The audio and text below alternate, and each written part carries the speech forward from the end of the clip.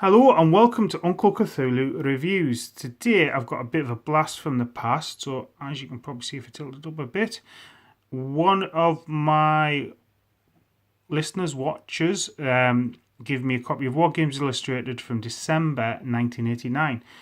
So I thought it'd be really interesting to look at the magazine there and see what wargaming was like pre the internet.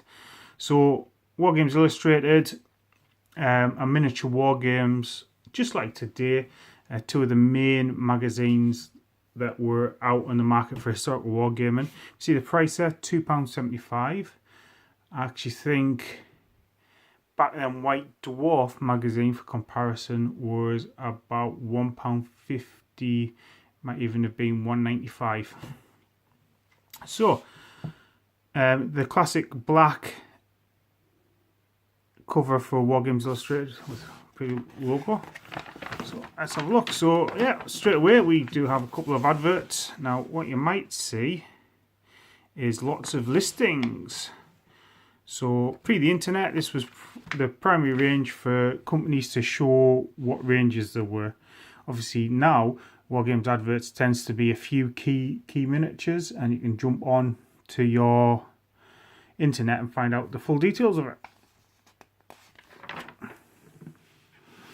So Wargames Foundry advert actually probably is more like what adverts are now. So yeah, Wargames Foundry kind of were massive in terms of advertising, and went away for a few years, simply coming back. Redoubt Enterprises, so rather than pictures of models, we'd often have line drawings of models. And as you see, first black and white pages. Peter Pig, I've mentioned those before, one of my favourite 15mm manufacturers. Pictures of some Peter Pig models there. Caliver books, back when they were in Essex and now based in Eastwood near Nottingham.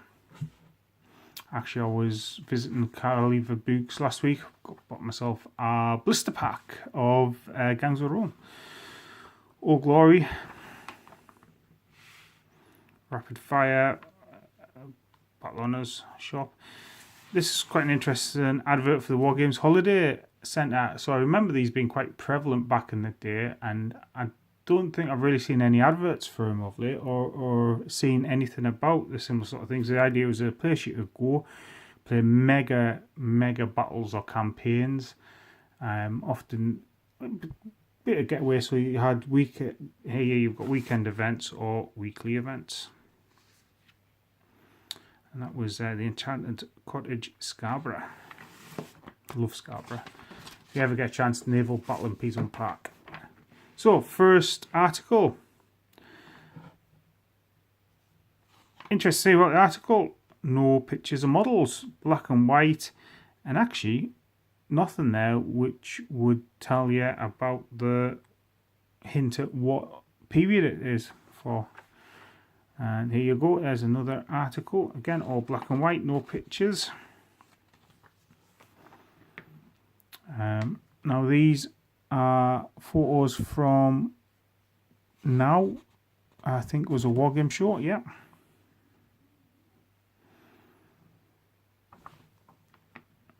Again, actually this is why my pal gave me the book. He knows I do AK-47, so these were advanced rules for AK-47 militia types. But again, no pictures of any models.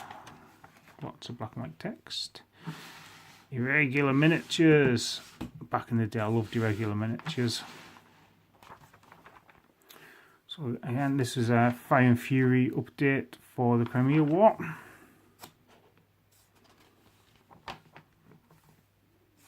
So you see there's not a lot of colour in the magazine itself. These are quite interesting. So View from Trenches, Wargames Notebook, Mike Siggins and Ray Lucas. These were kind of regular column writers for Wargames Illustrators. I think if you remember, one of the things I said I really liked about WSS was the columns they had. Again, quite dense, quite heavy text. Now, readers' letters. So obviously talking about and putting your view across in Wargame World as large wasn't really a thing without the internet. So it's quite interesting how it's the same old things keep coming around. So they go, where is the hobby going? A gamer's view. So talking about there you go. Finally, of course, no letter about the hobby will be complete without the obligatory dig at the price of figures. Just to be different, I'm going to indulge in the remember when figures were 2p. You know, so same old things. Have we got enough new bloods? The hobby's expensive. Actually, this goes into a few details about wargame shows as well. So, where is the hobby going? A show organiser's view, and why the 4 shows in Leeds, and an article there. A letter talking about uniforms from details from one of the articles. So this is the review section. So the review section, for the magazines that have the review section, tends to be at the front. So we've got Dixon Miniatures, Ground Zero Games, and you will notice, even though the review are miniatures and words, no pictures. This is pretty cool. Fantasy Rules 2nd edition by Chipco Games. One of my all-time favourite fantasy games. And some Harlequin miniature review. And some books as well.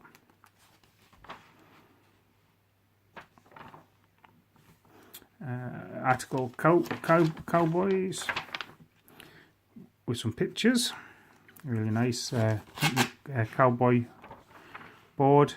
Kind of a historical. The Darkest Africa at this time was quite popular. I think Foundry just done the Darkest Africa range, so he had a lot of kind of articles about explorers in Africa. A few pictures there.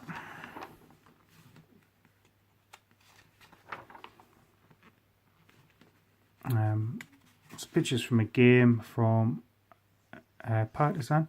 Freikorps Platoon 20. I love Freikorps 15. I had American Civil War Army from them. And here's something you don't see these days. Pre the internet, classified ads. So for sale, wanted, services, events. 15 pence per word plus 7.5% VAT. Minimum charge £3. And then a few more adverts at the back. And that was you. Your primary source of information for wargaming back in 1989 looked a lot like that.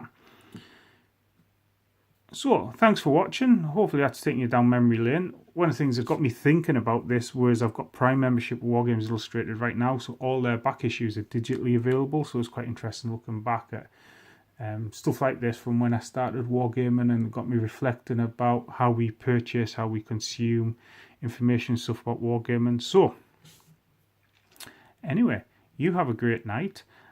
I'll look forward to giving you another video, and I'll catch you again. Bye.